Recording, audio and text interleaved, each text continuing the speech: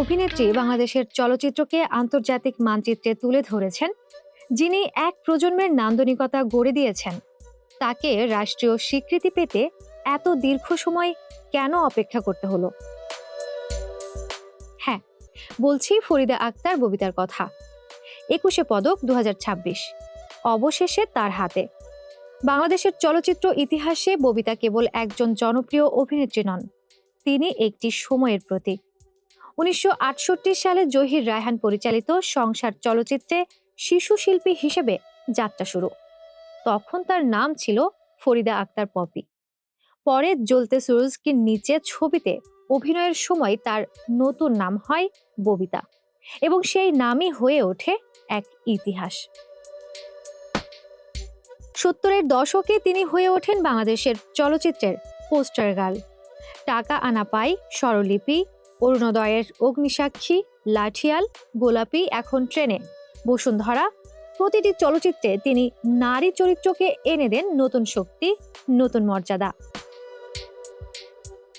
তিনি টানা ৩ বার জাতীয় চলচ্চিত্র পুরস্কার পান শ্রেষ্ঠ অভিনেত্রী হিসেবে, কিন্তু এখানেই তার সাফল্যের সীমা নয়।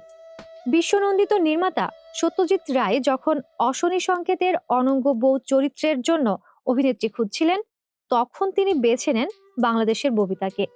এই নির্বাচন কেবল ব্যক্তিগত সাফল্য ছিল না, এটি ছিল বাংলাদেশের চলচ্চিত্রের আন্তর্জাতিক স্বীকৃতি। তবু প্রশ্ন রয়ে যায়, এত অসামান্য অবদানের পরেও রাষ্ট্রীয় স্বীকৃতি পেতে তাকে কেন প্রায় সারা জীবন অপেক্ষা করতে হলো?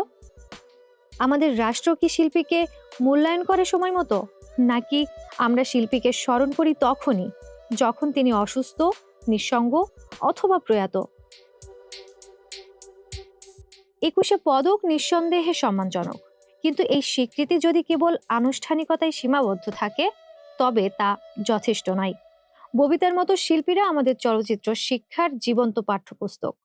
পদক ঘোষণার পর আবেগ আপ্লুত হয়ে ববিতা বলেছেন, দেরিতে হলেও ২১শে পদক পেয়েছি, এটাই আমার জন্য বড় আনন্দ।